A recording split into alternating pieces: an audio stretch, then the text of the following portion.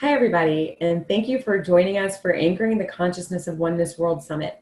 I'm Sarah Daves, your co-host for this event, and today I'm speaking with Brian Muka, the Fear Sherpa, about how you can harness your fear and change your story. Brian is a fear coach, and he teaches people who are experiencing major life transitions how to harness their fear so they can claim their inner power and uncover joy. Thank you, Brian, for being here with me today. It's my pleasure. Glad to be here with you and your audience. And yeah. Yeah. Okay, so before we begin, I know that you want to do some breathing exercises. I do. Yeah. It's going to be something that we can all do, and you can walk us through it. Happy to. So this is an amazing piece of technology built in every one of us. I think it's a superpower. And so the power of the breath is just a very big lever to change the way the body feels, the way the mind works, and those things. So as I start my client sessions, as I start the times that I public speak, I like doing 10 breaths with my audience, and it helps us to sync up, helps us to get on the same page. There's a particular rhythm of life that happens when we all breathe together, come up and we come down. So we're going to do 10 breaths together. We're going to breathe through the nose. I almost don't care about the quality of the breath. The point is to do 10 mindful breaths, but to be able to use the diaphragm. So just try and avoid the chest breathing. Elicits a ton of adrenaline. It changes the body's physiology, right? Most of us are on a panicky fight or flight trigger anyway. We want to come down, okay? And so the key will be through the nose, diaphragm, and long exhale at the end. Okay, so I'm going to do one. Show you what I'm looking for. Through the nose, in and out. Nice and long. And out. Notice my shoulders. It's not this. Okay, keep the shoulders the same. Put a hand on the belly. We're going to move the hand forwards and backwards with our belly breathing. Okay, so let's do 10 together. I invite you to join me for 10 breaths. Okay, so fully in and out. In through the nose, out through the mouth.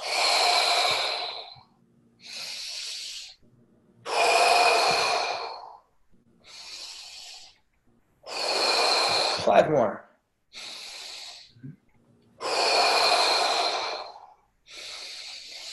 And out. Three more. And out. Last two. Fully in and hold this one. Squeeze it. Let go. Nice and slow.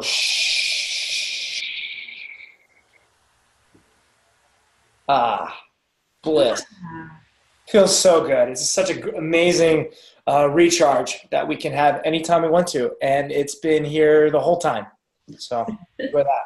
Thank you for doing that with me. Well, thank you for guiding us through that, Brian, because I feel now more amazing than I did before we started. Happy to help. Yeah. Okay, so you have quite a story about your journey in harnessing fear. Can you tell us what that is? I would love to. So once upon a time, I was a Navy officer. Lieutenant Brian Muka was a title I once carried. And I was a bomb technician in the United States Navy.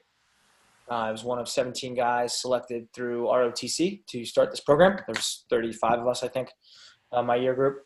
And for the first half of my career, I got paid to be James Bond. Jumping out of airplanes, out of helicopters, were ways that we commuted to work. Going to the demo range and blowing up cars, going to the best shooting schools in the world, and supporting the Secret Service all over the country and all over the world for some very important people. The magnetometers and security lines didn't apply to us, a flash of the pin, and we had access. And it was a very special time.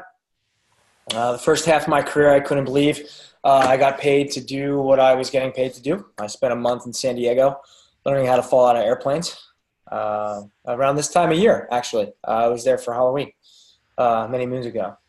And it was incredible. I learned so much about life through skydiving. Everything that we want in life is on the other side of fear, is the expression. And I'm terrified of jumping out of airplanes. And a lot of the techniques that I teach with people, the breath, the visualization, and the faith, have come from skydiving, both during the daytime and then also at night, with full equipment, with an O2 mask, a rifle, and rucksack. So learned a lot about fear in the moment, as you can imagine, as a bomb technician. I would eventually learn long-term fear through a calamity and a serendipitous train of events. I found myself reassigned on my first combat deployment. I was a platoon commander in the northern part of Iraq for the 2009-2010, their first democratic elections. And I found myself reassigned. I failed. My command lost faith in me as a leader. And I became the night watch captain in Iraq, and it was a very dark time. This would be the start of the event that would lead me to turn the light inwards and help me realize that I didn't have a handle of long-term fear. I let the inner, that demon that sits here and whispers terrible things to you that you would never talk to another person with. I got to enjoy that for a long time. I would learn that I was singled out, and one of the guys that I worked for decided I didn't belong in the community anymore. And he did everything in his power to make that happen, and that's what happened. And it was a huge contributing factor that I made a lot of mistakes, but I didn't have the mind right. And so fast forward another year, I got another team getting ready to go to Afghanistan.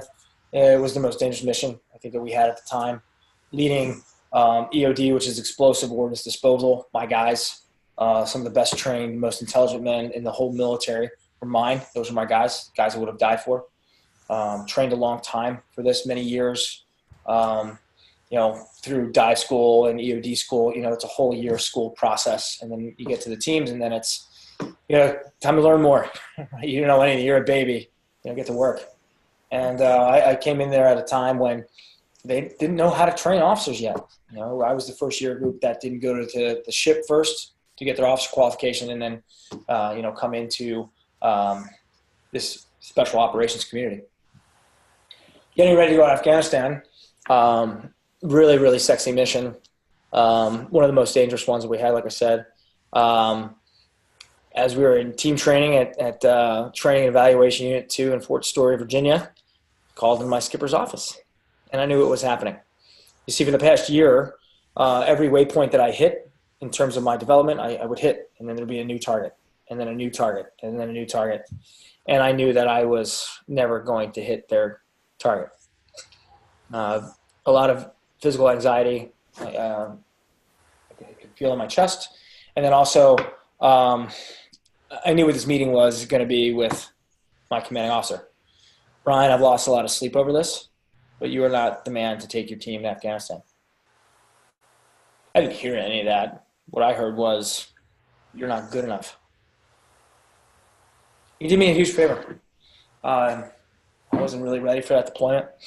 They had other people that were more qualified to do that, but it meant that my time in EOD was over, what I thought to be my dream job. And if I am completely frank with you and with myself, I let it happen. And the tail end, and also in the beginning of all this, a year and a half before that, I started thinking, what if I'm not smart enough?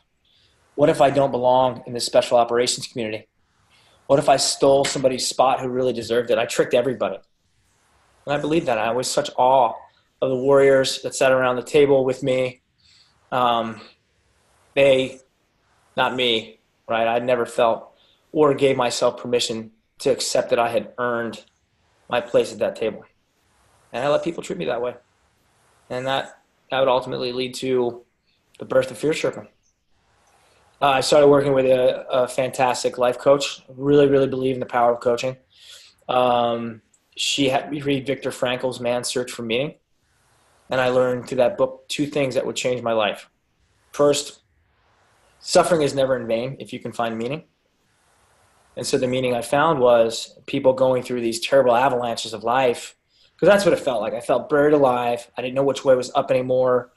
It was extremely dark and soul crushing. And it would be the best, worst day of my life when that happened. And, Ben Franklin has that quote, there's two important days in a man's life, the day he's born and the day he figures out why. Turning that suffering into just pain, I want it to be a guide, a Sherpa for other people going through these avalanches of life, looking for other survivors, people who made it through that calamity, that, terrible loss, right? Terrible loss becomes such an amazing teacher, right? It was the death of what I thought to be my dream job and the birth of my life's work. Powerful. It gave me quite a gift. And the second thing is there's a space between stimulus and response. And it is in this space we have our only freedom, and that's our freedom to choose.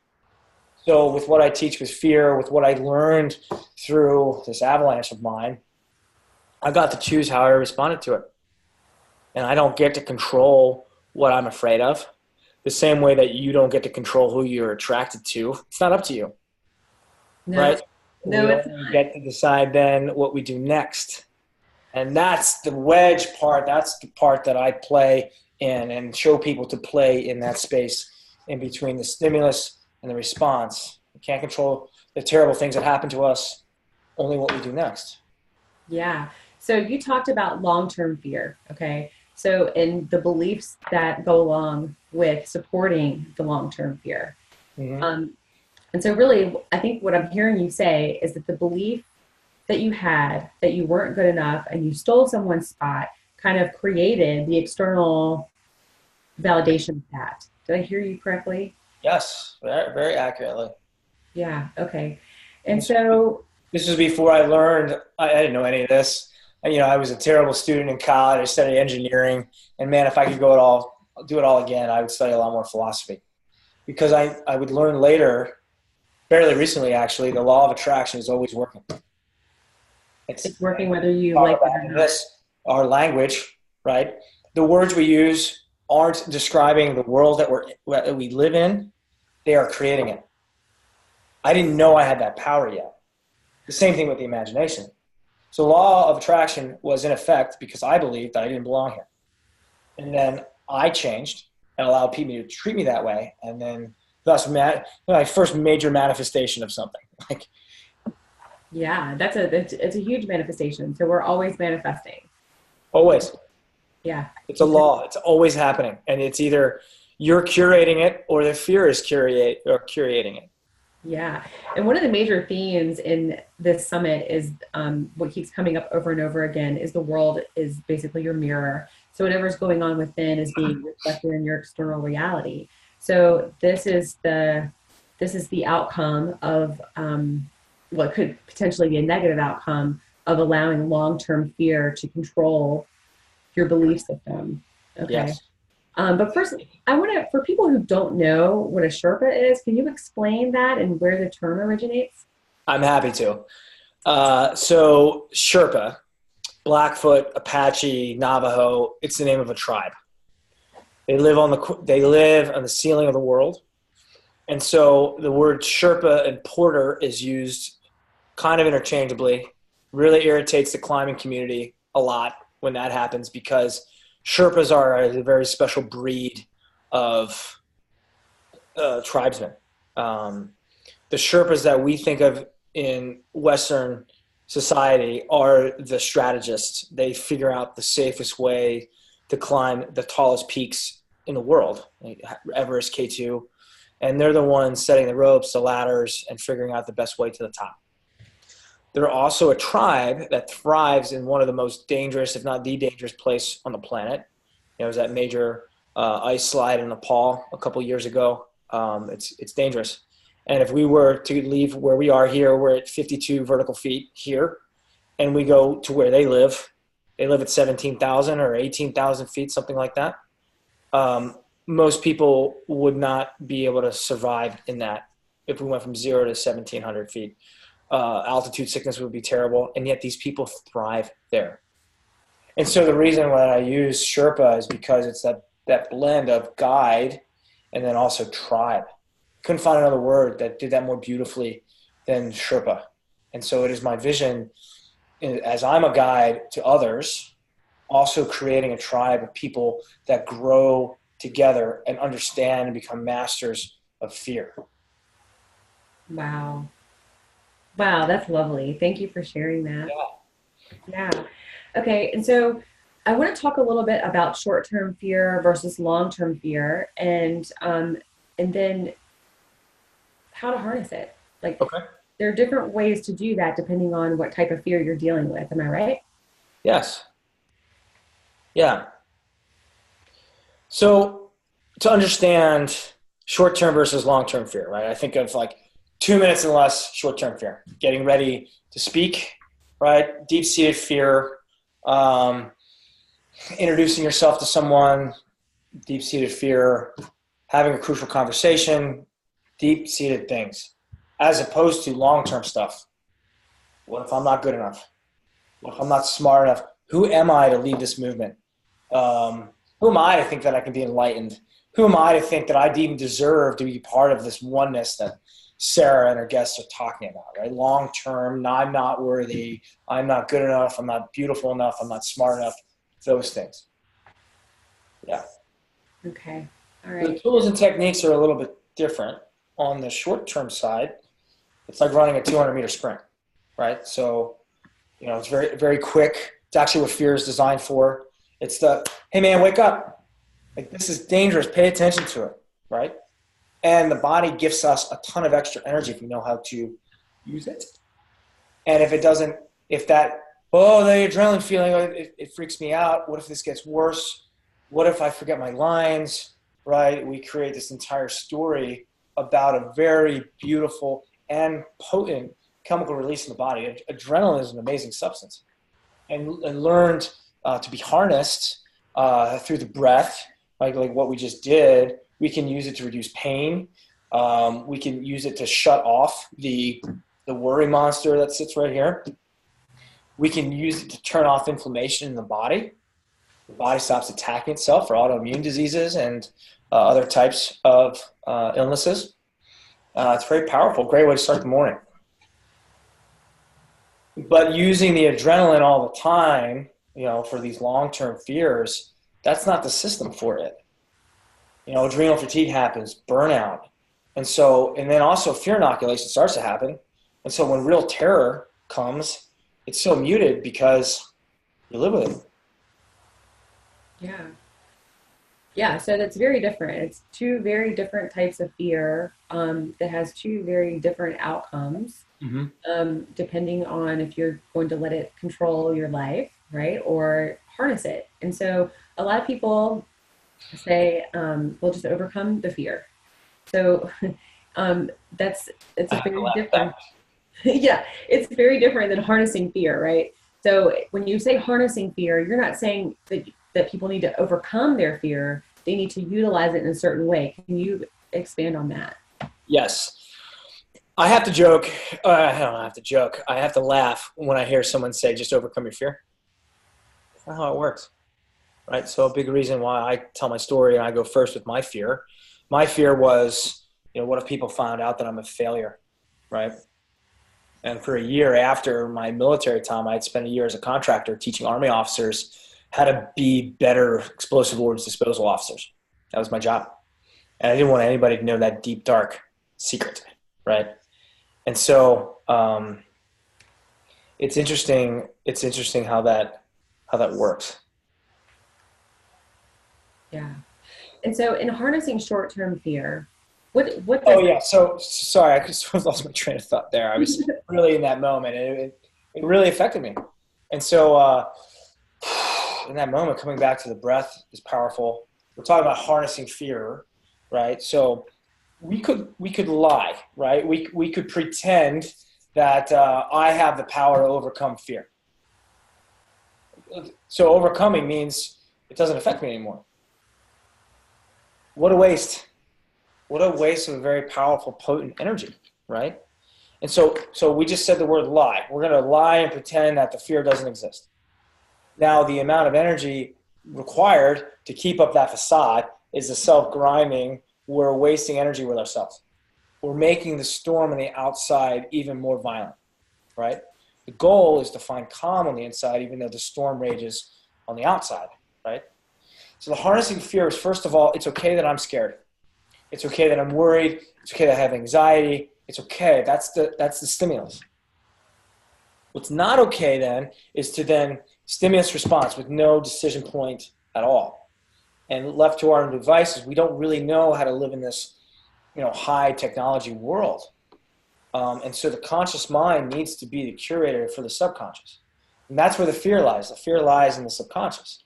And so the long-term stuff requires us to harness it because we're wrestling with a very powerful supercomputer in the subconscious. And so it takes understanding. It takes having an emergency plan. I know when my anxiety shows up, I'm going to breathe. And maybe if it's really bad, I'm going to breathe a lot. 30 breaths, maybe 3 rounds of 30 breaths, right? A full Wim Hof style, breathing. Maybe that's what I need to get away from it.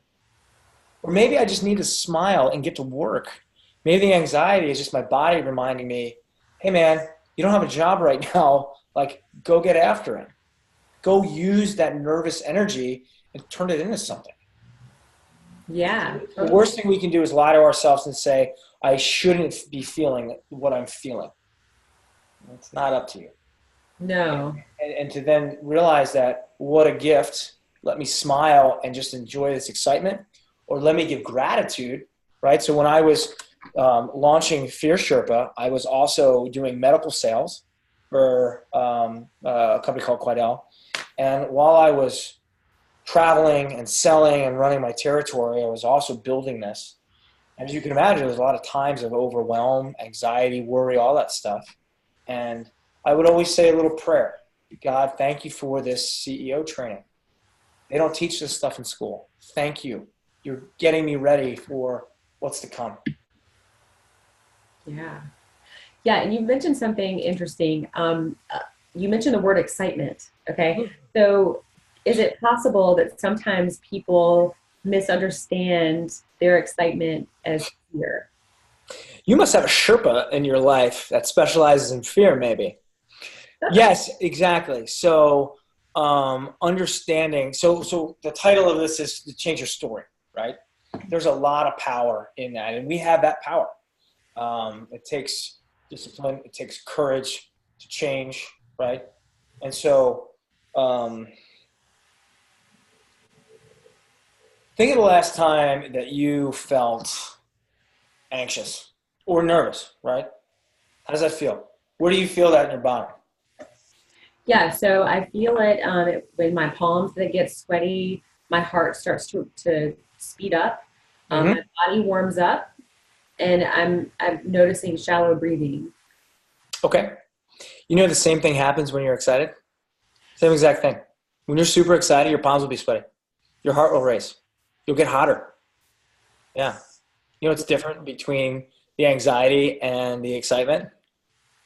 What? The smile. Let me tell you a story. So a couple months ago, my brother achieved a goal he's been chasing for a long time. He was ordained a Catholic priest. It's been his childhood goal forever. And I remember sitting in church on the day of he co-celebrated on Saturday, which was like his wedding to that. And then the next day, he was the main celebrant in his first mass.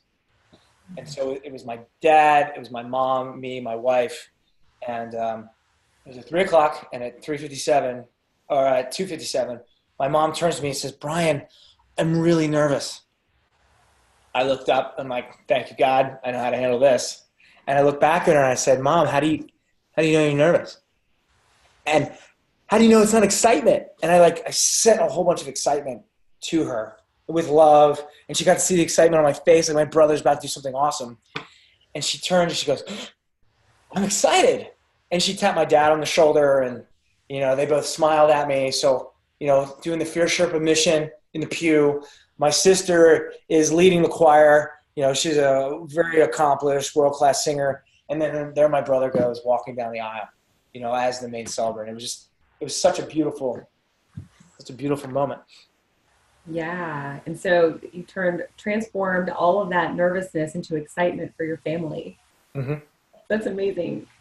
Yeah. Okay. You also mentioned gratitude.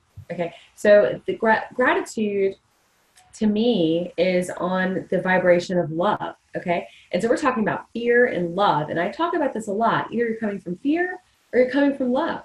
Mm-hmm. So if you're trying to harness fear, okay, which is something that is, like you said, very powerful, and with something we can actually utilize this energy to create something. Mm-hmm.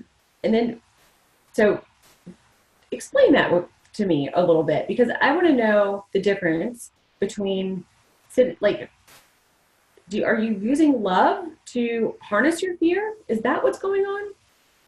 That's a very astute question. And so, much like you, I subscribe to the two emotions, right? There's either fear or love, and it's derivatives, right? So fear looks like anxiety, procrastination, worry, nervousness, shame, guilt, all of those negative feelings. They're very much not like love, right? And then you have love. You mentioned love and gratitude and joy and happiness and, living in abundance and not just those words, but really living that. And I think that for us, as we feel the pangs of worry or nervousness and ultimately fear, it wakes us up, right? And, human beings are very motivated at an animalistic level by fear of loss. We're 5 times, we would invest 5 times more to avoid a loss than, the one-time gain, right? So that means that you would invest $500 to avoid a loss rather than do the work to gain $100, right? And so I believe fear only gets us to a certain vibrational frequency. Pride, some of those things, hate, that it's powerful, but very limited in its abilities. Force of will, those sorts of things, the opposite of truth, right?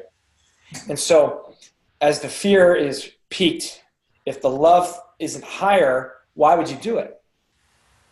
So, for example, my friend Lex Gillette, he is the current world record holder in the long jump, in the Paralympics. His affliction is he's blind. So that means that, like the Rio Games, he ran down the runway listening to his spotter, and he followed the sound of the spotter and then leaped into the air. His love for flying through the air is greater than his fear of not being able to see where he's going to land. To the point where in Rio, he missed the sandpit. And this guy, talk about mindset, gets back up, his next jump hits the world record. But it's because his love of performing, at his highest level is bigger than the fear that he has about.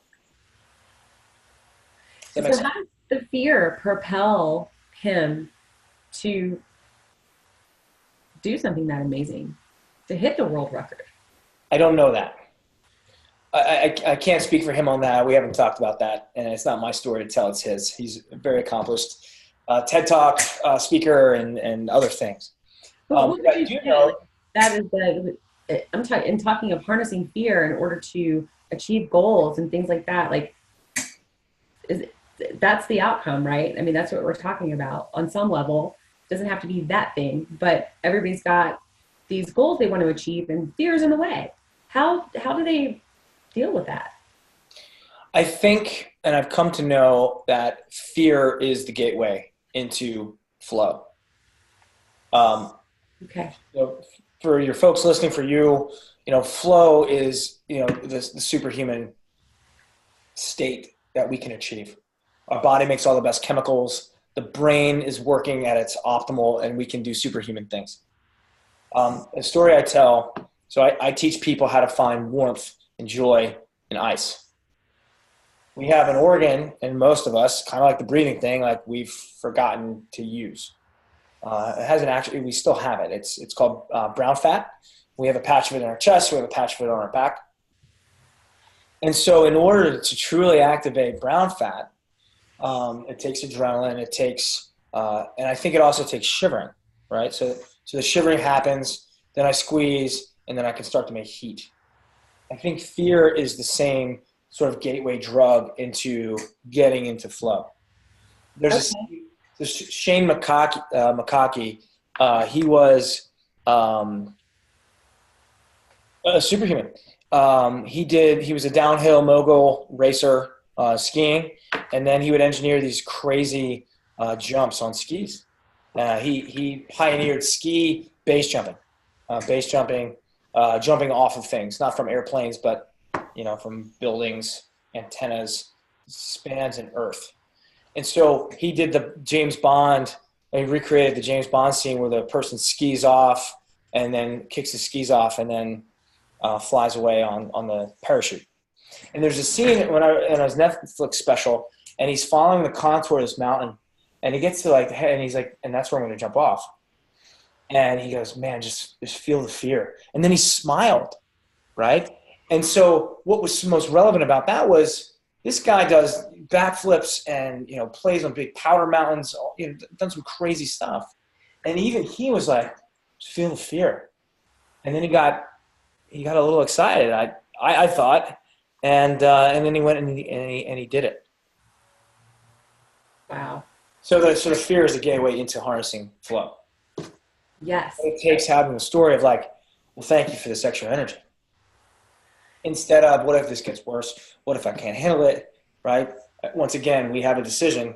Which way would we like to go? Yeah, it's all what you're focusing on and the gratitude. Thank you for this extra energy. And there you are coming from love and then being able to utilize the energy that fear gave you. Okay, that makes a lot of sense. Thank you for explaining that. I want to share with you something about skydiving. So skydiving has been a teacher of mine. Okay. Right. So we've got the turning nervous into excitement. Right. So if you watch me, no one watches me as I'm like on the airplane going up. We're all sort of in our own little world. Periodically, every couple thousand feet on the way up, I smile. I'm like, oh, this is good for us. I talk about our body like this is something fun we're going to go do. As I get a little higher, I look out the window and I look at the beauty of the earth. Eventually you look out the side of the airplane with the open door and it's like, this is so beautiful up here. And then the second part of the gratitude for me then is, thank you, God, for this opportunity today and this beautiful weather, with a body and a mind that's trained to do this. Thank you for that opportunity. And if I'm feeling gratitude, there's a switch. If I'm feeling gratitude, I cannot feel fear. I love that. If you're feeling gratitude, you cannot feel fear. That is something to remember for sure. I love it. I love it. You mentioned something briefly a few minutes ago about an ice bath. For people who have no idea what this is all about, can you explain what you're talking about? I can, yeah. So a couple weeks ago, I became a master's certified Wim Hof instructor. I'm the first one in Richmond. Very excited about that. Congratulations. Thank you very much. I'm very, very excited about this because it's an amazing technology. So we touched on the breath a minute ago. The ice is the other portion of that. And so the breath work and the ice work combines into the mindset. And that's the part that's most exciting to me, along with changing my physiology in a way that suits my mission, right? So the ice is a terrific teacher. The ice doesn't care about me. It doesn't. It's like a mountain. The mountain doesn't care about me either. It's not the mountain that changes. It's me and my relationship to it. So there's a couple really interesting things that happen with ice. First of all, the way a person gets into the ice is the way they respond to anything that matters in their life. So some of the guys will make jokes about what ice does to the male body, right? And some people get very quiet. Other people get very stoic and serious, right? And it's interesting watching how people react to this because that's how we're going to show up to anything that truly matters, right? That nervous resistance, and then the gateway, the door to everything that we want on the other side, the truth, the bliss, the exhilaration, those things. Yeah, well, that's really interesting because I've done this with you. And my initial reaction was to hop out immediately, and I started giggling like uncontrollably. It was ridiculous. So, so I guess like that shows how I typically deal with like situations or that are important to me. Is that what you're saying? I am saying that, generally speaking, that is a subconscious reaction to things. Okay, I would have to agree with you, but I never really thought about that. But then I So, got right back in, so that tells you something, I suppose. well, yeah, there's a lot that happened in that, and it's a traumatic uh, or exciting event. It releases a ton of adrenaline without any cortisol, which is an amazing situation. Mhm. The other thing that's interesting too, I don't just have people get in the ice bath. There's work that happens before that. Yeah. We generate a whole bunch of heat and pack in a bunch of oxygen, through the breathing, and then the warming technique, moving energy around, in the body. And then a big thing that we do, and so I apologize to your audience that I can't do this with them, but looking into each other's eyes and breathing together. Look at me, right? And smile.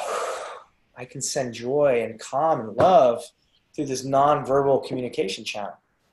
And it works with animals too. It works with mammals. We were, during our time at Mount Hood for my master's cert, we walked into Lake Tritium. Weren't allowed to talk, weren't allowed to face each other. And it was a very, very solo experience with just you and the cold and getting to know it and the way it makes your body feel and just accepting and surrendering to it, right? And the more we can surrender to things, the less pain there is. It's like that emotionally, it's like that physically, and the ice bath becomes a very amazing practice in surrender to find transcendence. Yeah. Okay. So in the lake, the duck comes by, makes eye contact with me, and it felt like he said, "You're cool," and I stopped shivering. And that's something that we do in the ice too. So the eye gaze allows us, after the panic, like, no, look at me, smile. You're doing great. Your body knows how to do this. The shivering stops. We forget to suffer when we're now part of a tribe. And then the third thing about ice baths that I love too is it hacks the body's way to make serotonin. So before we had psychopharmaceutical drugs, people struggling with mental illness would do 2 ice baths a day, and it would greatly change the mood. We've measured in the body that 6 days after an ice bath, our white blood cell count is elevated. It has amazing change to the physiology. And not only physiology, but our relationship to suffering. Just pain, just tightness. And even that's an exercise that I use. So when my students are watching me, I'll describe what I'm feeling. And the hands usually are the most intense. Has the most surface area to lose the most amount of heat. And I'll describe not that my hands hurt, but that they're tight. I can feel the cold tightening my hands. And even changing the verbiage changes my relationship to that sensation. And then if I can remember, blow out nice and long and relax. Long and relaxed. We can downregulate pain. Wow. So how long have you stayed in the ice? I don't measure that. I don't think that's an important measurement. I've stayed in ice baths for longer than 20 minutes. And I find that the longer duration ice soaks are easier than the 2 minutes in, 2 minutes out, 2 minutes in, 2 minutes out. That interval is very hard and the whole point is with the breathing, extra oxygen, then not breathing and letting the CO2 build up. So it's the cycling from one extreme to the other. And the ice, very cold, the body tightens up. As I come out, I start to move, start to get hot, vasodilation, I'm training the cardiovascular system. So the cycling back and forth, I think, is way harder. But once you find your little cocoon in the ice, you make this little micro layer, and it actually turns out to be this really pleasant experience. Yeah. So I remember you saying that your body actually creates a layer of warmth. There's a layer of water that's actually warm that's keeping you from freezing if you're not panicking. Is that right? So that does happen. It's the same way. It's the same mechanism that allows you to retain heat in like your puffy jacket, Mm. right, or loft, except it's water. That's actually not what we're teaching, though. That's a nice benefit. And so if it's moving water, if you're getting in and out, it disrupts that micro layer. But really what we're doing, the vast majority of what's happening is we are warm-blooded animals, and we're harnessing our power to make heat. Okay. Thank So you. don't get distracted by the micro layer. That's only a very minute thing that's happening. It's this superpower that we have to generate massive warmth and cold that we've just forgotten about, along with that nonverbal communication. Yeah. And so also it seems to me that we're changing a story about what we're experiencing in the moment. Because if we're thinking, oh, this is painful, this hurts, then that's what you're gonna be That's feeling. painful. This hurts. I can't do it. Yeah, that's your story. But if you're saying, oh, I'm noticing the tightness or this or that, then you're transforming your entire experience simply by changing the story. Mm-hmm. Yeah. You're safe.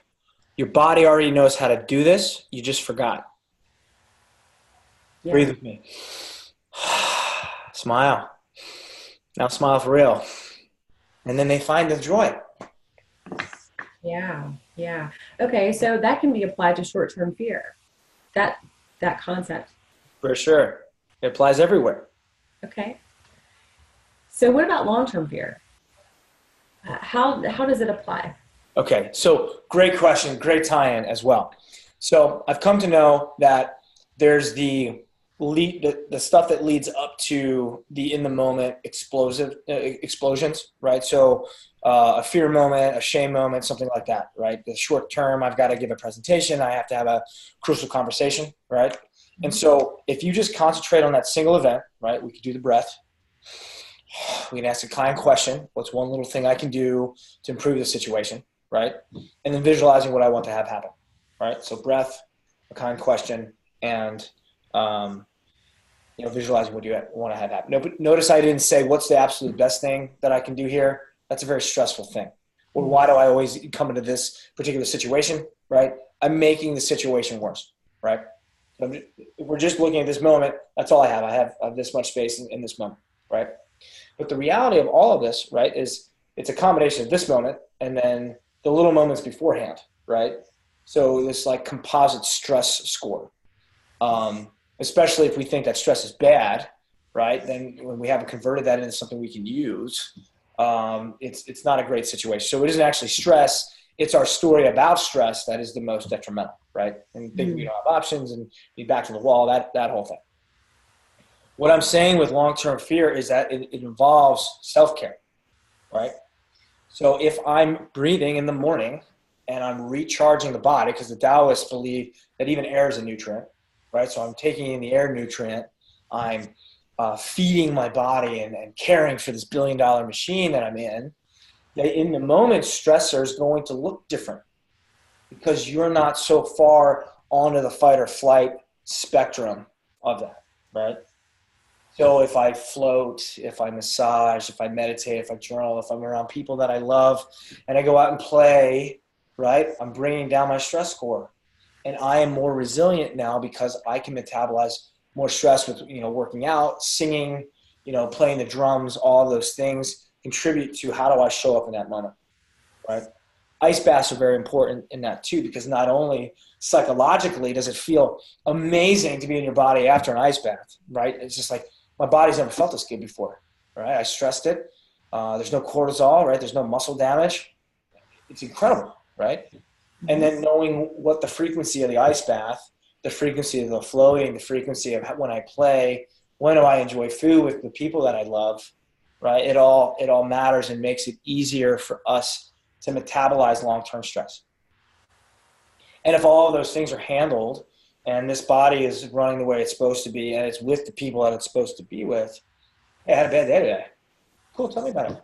Let's enjoy this amazing steak or, whatever amazing art that we're consuming, right? It's a different paradigm than like, I'm the only person that has this, right? I'm alone. This is never going to get better. Why do I always let this happen, right? In the one case, we're getting better. We're improving. We're growing. And in the other one, we're, even with the same set of inputs, we're making it worse. And then by not doing the self-care, we're robbing Peter to pay Paul, right? So we're using the we're getting into the adrenal fatigue, we're using coffee, we're using all those things, and the body's not supposed to be stressed for long-term periods. Again, if we're always on, we're never on. Yeah. And you just mentioned something, the self-talk, the negative self-talk. I'm all alone in this. I'm the only one who understands me. Why does this always happen to me? That's the victim mentality state. And so when you're stuck in that, it's impossible to experience gratitude, experience Yes. love, and harness your fear in a way that works for you. Mm-hmm. Yeah. Yeah. I really like the way that you said that, the way it works for you, right? And so this is a method, that I've developed and experienced and used and changed. And, what works for me doesn't necessarily work for Sarah, right? Or for you. But, the framework of knowing that I've got these tools to use, I've got these habits that I'm building so I can reprogram the subconscious mind to then serve me, you'll find the things that help in your particular situations. But it takes us becoming an observer of this. Okay, I feel stressed right now. Why? Who's hurt? What am I worried about? Is that true? Is this helping me? No, it's not, right? Like, just because you're thinking something doesn't mean it's true. Right. And so the answer is within. So you go within. You do. But be careful of the ego. So everything we're talking about with your Oneness Summit, with this, we just changed the map for a relationship with ice, right? This is painful, it's hurtful, it's going to kill me. There's joy there, and closure, and release, and right camaraderie, and love, and all of those things. So, we have the one map here of ice is terrible, ice is awesome, right? And merging the two maps. Like this process, this collision right here, the ego is going to do everything that it can, and it's not going to wait till you're well rested and well fed and with your people. It's going to wait till you're cold and hungry and frustrated and frazzled just to whisper to you, what are you doing? Who are you to think you can be enlightened or part of this? Why would they even want you in this oneness? You're a terrible person, right? Or whatever the inner monologue. I just, making up stuff here. But, the terrible soft talk or self-talk, is all part of the ego's way, and that the right arm of ego to use what feels like fear. It feels real, and we're very good at rationalizing and imagining a much more terrible life. Mark Twain said, I'm an old man. I've known a great number of tragedies, few of which have come true. That's what we're talking about. Why needlessly suffer for things that probably aren't going to happen anyway? Yeah. Yeah. And I think that is the main point in all of this, is just changing your story, not focusing on things that haven't happened yet. Instead, taking care of yourself, harnessing the fear in a way that works for you, and practicing gratitude. And yes. Yeah. And speaking in the positive case. Does that make sense? So you just said not focusing on, right? Okay, yes. Please. So not a great coaching cue, right? And it's easy to say those things. So, I was working with a financial planner a few weeks ago. I don't want to be stressed. I don't want to worry about money. The law of attraction is always working, right? Mm-hmm. And so once again, the words aren't describing the world that we live in. They are creating it. So if the cue is, I don't want to worry about stress, guess what? I'm worrying about stress. And I don't want to worry about money is a abundance. I live in a world of scarcity, and I'm concentrating on the scarcity. And so it's growing. So the thing that I didn't want, right? I didn't want to get fired, right? I didn't want people to realize that I wasn't the real deal. Because I thought that for a year and a half, it got bigger and bigger and bigger and bigger, right? On the other hand, right? So with the financial planner example, I have an amazing relationship with money. I'm so charitable, and I'm a contributing member of society. What does that smell like and feel like, and to make it real, having been done, right? So focusing on connectedness or focusing on gratitude is the cure for fear, right? Just a cleaner way to say that spell, marking with vocabulary. So that spell, has, these words of great influence. Yeah. Okay. Yeah, I hear you on that. And a lot of times for people, I think they wait until they're at a moment where everything could fall apart, right? And there's nothing that they can see right now that they could actually do to change the circumstance. And then it comes the moment where the breakthrough can happen if we say, okay, let's just pretend like everything is amazing. We have 10 days before everything falls apart.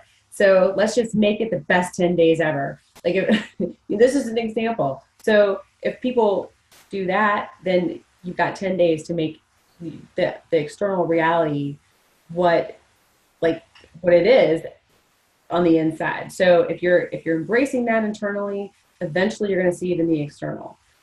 I think that's what you're saying too. Yes, so I'm studying the Master Key right now. And if you guys haven't read this book, please do. It's about training the manifestation muscle. It's a skill that Sarah has in spades. And so we're talking about thought, right? And the best gift that we can ever give ourselves is dominion of the mind. Yes. And so the worry, the fear, the anxiety, and all of those things are distractions. The ego trying to keep itself small and safe and comfortable, right? The enemy is comfort, right? Uncomfortable, nervous, into excitement, those things. Like that's what growth, expansion, connectedness is all about. And so I just thought that was very relevant to share. Yeah, I think so too. I remember you saying something like, if you're not afraid, then something's wrong.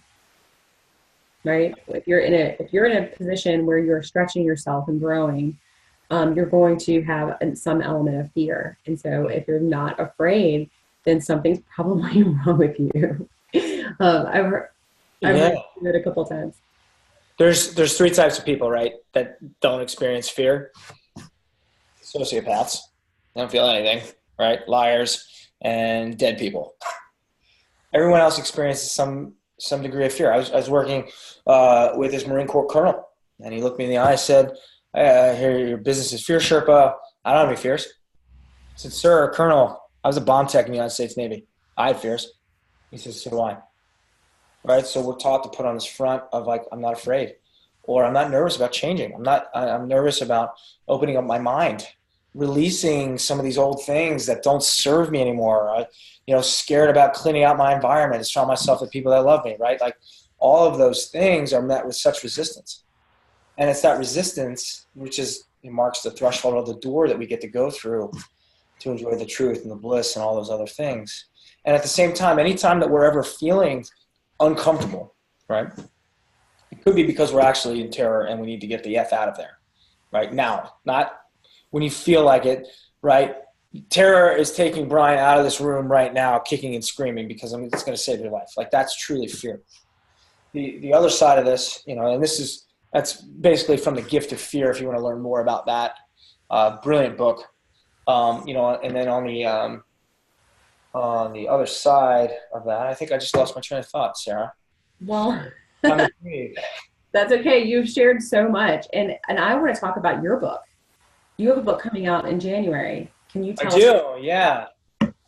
So it's my story in detail, how I arrived at these conclusions, my struggles and triumphs in learning to be a master of my fear, learning dominion of the mind, and teaching others, and sharing my favorite tools that I use in order to help people gain dominion of the mind and become that master of fear.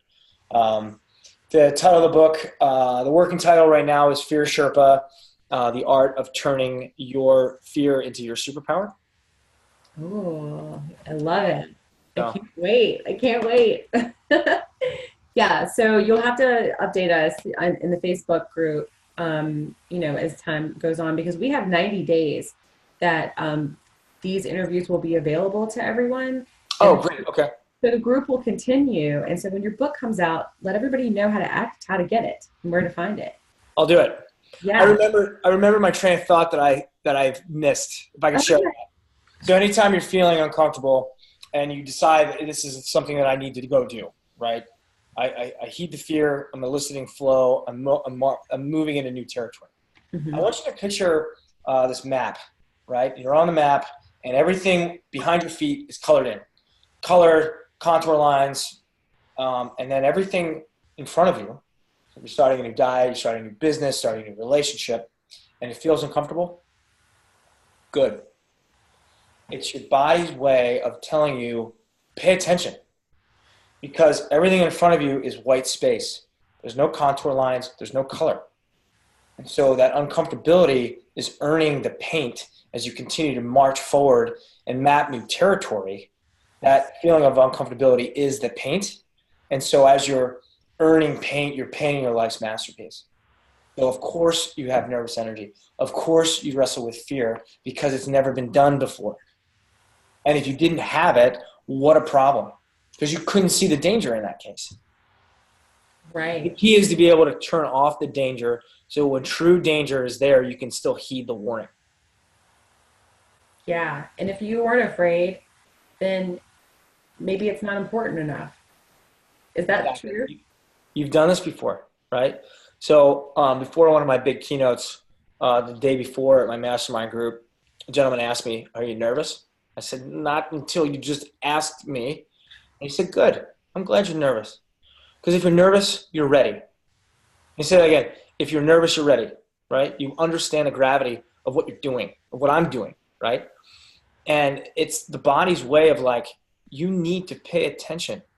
You need to go practice a couple more times, right? Get the video out, triage for all the eventualities that could go wrong. Have a plan for all those. Know what that is before I need it in the moment. And then spend the rest of the time practicing how it's going to go exactly according to plan. Better than I can imagine. Mm-hmm. Yeah. Yeah. So if you're nervous, you're ready. And, if you're experiencing uncomfort or discomfort, you're doing stuff that matters. Oh, I love it. I love it. Thank you so much for being a part of this, Brian. I appreciate you so much. Thank you for sharing your knowledge with us. And thank you to everyone who has watched this interview today and or is watching all of the interviews. To learn more about Brian, you can visit fearsherpa.com. Is that right? It is, yeah. Any other things that you want to say before we close?